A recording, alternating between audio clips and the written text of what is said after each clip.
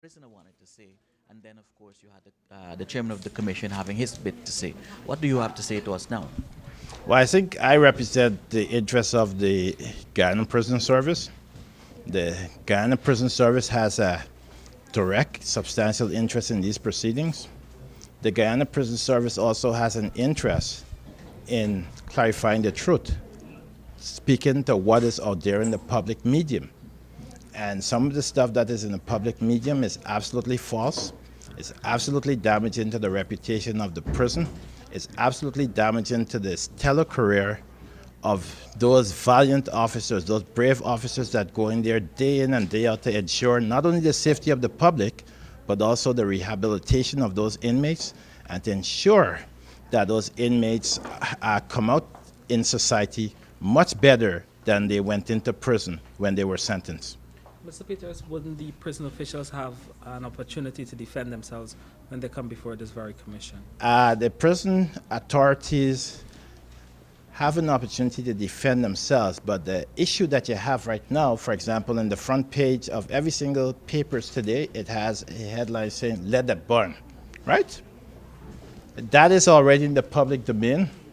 It's already published, regardless of whether it's libelous or not. And we say it's libelous. We say it's the essence of libel, except the Guyana Chronicle, of course. We say it's libelous. We say it is totally damaging to the career of Senior Superintendent Samuels. But in that time, in that place, when the matter was published, Senior Superintendent Samuels had no opportunity to respond. The chairman raised an issue of the video that I showed to the media yesterday. We're very anxious for the media to see these videos of what took place in that prison, because the videos of what took place in the prison totally contradicts the evidence that the inmates have so far presented. We see an inmate talking about the video possibly being doctored. The inmate said that the video was possibly doctored, but the inmate is no expert. And so you have to take the inmate's utterance with a grain of salt. You can't ascribe any sort of logic or any sort of plain meaning. We will have the person who made the videos, we will have them show up here and give evidence. What our point is that the inmates were the inmates, and we are so sorry that 18 lives were lost. The inmates were the author of their own misfortune. We had inmates, and you heard the evidence of one inmate of the cork that they used to block that door. They blocked the door of that jail to prevent officers from opening the door. The videos show the valiant effort that officers made and the pleading and the begging for that door to be open. This matter is not a Guyana matter. This matter is an international matter. And that's why you have a Canadian human rights lawyer here. This is not just a defense lawyer. This is a well-known international human rights lawyer who's practiced law in many countries and has been to many countries on human rights issues. This is a matter of international importance. We had 18 inmates who died. Well, 17 died, and we understand it's 18 total according to the terms of reference. They say 18, so I go with 18. We had 18 inmates that died, and not only do the Guyanese public wants to know, but you have Amnesty International observing, you have Human Rights observing, Human Rights Watch, you have the U.S. Department of State, you have Canadian Department of Foreign and International Affairs, you have many, many stakeholders who are observing what is happening with this Commission of Inquiry, who is observing what the evidence will be. My role as a lawyer, as I told the chairman this morning, my role as a lawyer is to protect my client's interests and to ensure that the truth comes out. And the truth of the matter, the entire situation was video recorded. The entirety of the situation was video recorded, and that is the basis from which we will defend our clients when they come here. We're anxious to have the video shown, and that's why we showed you the video of Collison. Had we not shown you the video of Collison, all the reports would have been yesterday that the prison officers knocked Collison unconscious. Y'all were able to say that y'all saw a brief encounter where Collison was resisting the officers. Y'all were only able to say that because y'all saw that.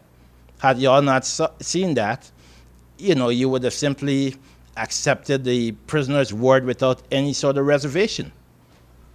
Mr. Peters, can I ask you, your assessment, seriously, of the commissioners that are conducting this commission at this time? Why I'm asking this is because it seems as though there's some back and forth, and you're sensing lots of friction between you as a representative of the prison officials and so on with the commissioners. I haven't sensed very much friction with the commissioners. Myself and the commissioners have had a cordial relationship. I'm an officer of the court. I've been practicing law for many years. I practiced law representing Canada as a refugee protection officer, dealing with hundreds of matters involving life and death. I've done thousands of commission of inquiry proceedings. The commission has their task, and I, as a lawyer, have my task. My task is to represent the state's interests.